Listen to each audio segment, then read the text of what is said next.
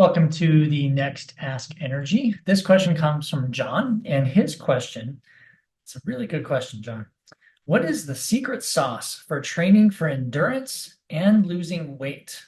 I have spoken to dietitians and can't nail down a good mix of nutrients I should be aiming for to continue training and not bonk, but lose weight since I am obese. Any recommendations you can lead me towards? Okay, this is a tricky one. The great question. Thank you, John. It's tricky because weight loss, there is nothing easy about weight loss, but there's also no secret sauce, like you put it. And I hate to just start out by that, but it's true. Like every individual is so different. There are genetic components. Obviously, there's an exercise component, there is a nutrition component, there's lifestyle components, stress components, lab work. So let me just kind of focus on the nutrition part of this, right? The first thing I would recommend is if you haven't had some testing done, get some baseline testing done, right? I think what would be very helpful is a complete or a comprehensive blood work analysis that measures things like vitamin D, like magnesium, like folate, B12, some basic things. I would love to see a full testosterone panel. I don't know your age, John, but usually as we get older, males do decrease testosterone. There can be some issues there regarding fat gain and weight loss. So I would have like a full comprehensive blood work test done first. I would also recommend some genomics testing. So genomics will look at the way certain nutrients interact with genes in your body. And, you know, when we always say, oh, it just must be in your genes, perhaps that could be true a little bit, right? When it comes to genomics. So it's super helpful to know from a genomics or a gene standpoint if you kind of have to have some workarounds in your nutrition, right? Those things are super helpful. Having a metabolic efficiency test done on the bike, on the treadmill would be super helpful because then you can see how your body uses or burns carbohydrate and fat specifically, and that will help create your daily nutrition plan. So here's the thing about weight loss. A lot of people say, oh, just reduce your calorie intake, maybe up your protein, up your fat, follow low carb, high fat, follow ketogenic. I mean, they're not wrong, but it's such a shotgun approach. We don't know a lot of this because we need to individualize it. So do we know that there needs to be a reduction in calories? Yeah, but we don't know what that is for every single person. The important part here, which I would point you towards, John, nutritionally, and that's not even factoring in sleep and stress and exercise and all that stuff, is I would look at periodizing your nutrition, your daily nutrition, to support your training, right, for endurance. So here's what I like to do with athletes. I like to look at the 7 days in a week, right? It's called a microcycle, and literally write down what training, what exercises are you doing each day. And then that's step one. The second thing to do is circle or highlight your quality training. So do you have higher intensity training days, or do you have longer training days that you really need to make sure that you're well fueled for? When you have those days, the day before those days becomes your important eating to train days. So here's an example. Say Wednesdays and Saturdays are higher quality days. Maybe you have a higher intensity session on Wednesday morning, let's say, and a longer distance, maybe 3 hours or so on Saturday. Well, those are your quality training days. You need to be fueled for those days. The reason why we back up about 24 hours with nutrition is because it can take up to 24 hours to fill up your carbohydrate gas tank. Now, I'm not saying I'm not talking about carbohydrate loading, but on Tuesdays and Fridays, in this particular example, you need to make sure that you're eating somewhere around a 2-to-1 or 3-to-1 carbohydrate to protein ratio. If you're not familiar with what I'm talking about, this is called my hand model. And very briefly, it's a really easy qualitative way to look at the volume of food you're eating. So you use your hands as an example. So that 2 hands of carbohydrate, so a hand is from your wrist to your fingertips, and so 2 hands of carbohydrate to 1 hand of protein, that will stabilize your blood sugar pretty well.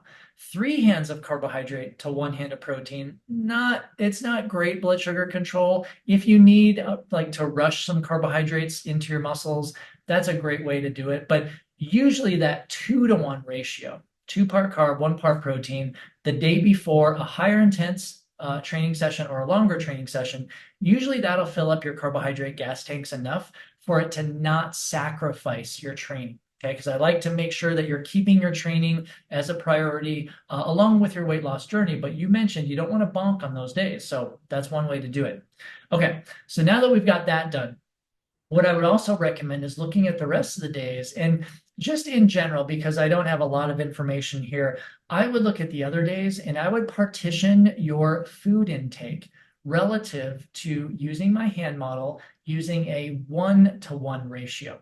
So that is a 1 hand of carbs to 1 hand of protein ratio almost every time you eat. So say for example, let's use scrambled eggs for breakfast as your protein source. So you would have as many scrambled eggs literally as you can fit in your hand. And I know that's very subjective. I get that, but even if you're counting calories, there's not 100% accuracy in counting calories either. So there's wiggle room and everything. I always call it wiggle room, right? So that would be a handful of scrambled eggs, and now we need to find carbohydrate source to that. Well, in a weight loss mode, I will tell you this. I like to focus 75% on non-starchy or lower carbohydrate rich fruits and vegetables. So those can be things like berries. It could be things like lettuces, like broccolis, like asparagus, cucumbers, all that great stuff, right? If you can focus 75% of your carbohydrates on lower carbohydrate fruits and vegetables, that will still give you carbohydrates, but it will help balance your blood sugar. I guess I should have really lit into this whole thing by telling you why it's important to balance blood sugar in weight loss. Well, it's important to balance blood sugar for anything, but in weight loss in particular, what happens when you balance your blood sugar and you prevent those spikes is you actually control the hormone insulin. So insulin, one of its jobs is to reduce blood sugar, right? Well, it just so happens when blood sugar is high and insulin is high, it almost shuts down your body's ability to burn fat, and that can hinder your weight loss journey. So we don't want your blood sugar to ebb and flow like a roller coaster. You want to control it. And the way to control that ideally is through that 1-to-1 ratio, 1 hand of carbs to 1 hand of protein. Now, I would say this, you have to be careful because that can create a significant caloric deficit, which is what we want in weight loss, but you don't want too much of it because that can actually deter your weight loss because your body can signal that and process that like, oh, you're not feeding me enough. And then it can go into a low energy availability state. So there's a fine line here, right? Normally for weight loss athletes, I do recommend following a 1-to-1 or a 2-to-1 carbohydrate to protein hand model for their meals, if at all possible. There may be sometimes where you need more, and we definitely understand that, but that's kind of directed towards or based on your training and your training modalities and your training cycle. Now, of course, that gives you more subjective, right? There are ways, and good sport dietitians can do this and really partition your macros to support your body weight loss, but also your exercise and your training needs at the same time.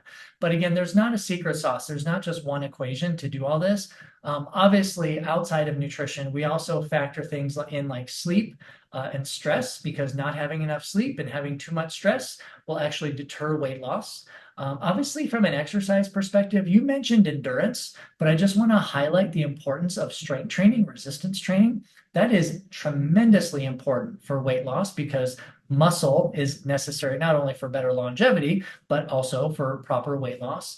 And looking at any deficiencies that you have, and that's where the lab work, the blood work will come in. But a lot of times, sometimes like some nutrient deficiencies, even like vitamin D, that sounds such like a simple nutrient deficiency, that can have a profound effect on weight loss goals and weight loss success. So there are some things from a nutrition perspective, but there are also some things from a lifestyle perspective. Let me give you a few other hacks, right?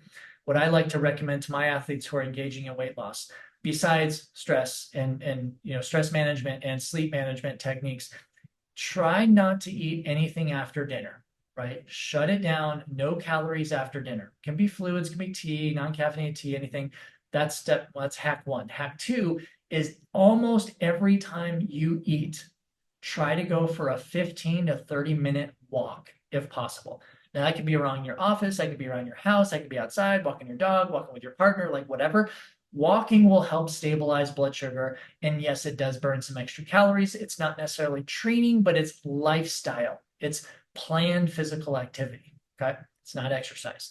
Those are two really, really easy ways. I mean, there are a lot of other hacks, but those are simple ways to incorporate into your daily nutrition plan to help your weight loss journey. So I know it didn't give you an exact answer, but there is not an exact answer. In fact, when I work one-on-one with athletes regarding this, we usually have to work for a couple months to see how their body responds to different interventions because, again, all of us are different. We have different genetics, we have different lifestyles, we have different stressors. But John, the information I gave you is sound.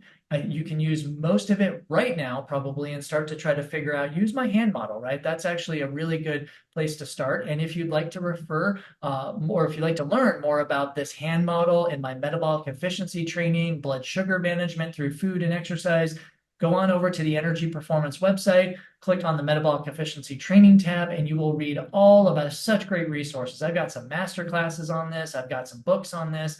You just continue your research, all right? So John, hope that answers your question a little bit. Thank you so much for submitting it. And remember, anyone can submit questions to myself or my team of sport dietitians just by clicking the link below. Thank you.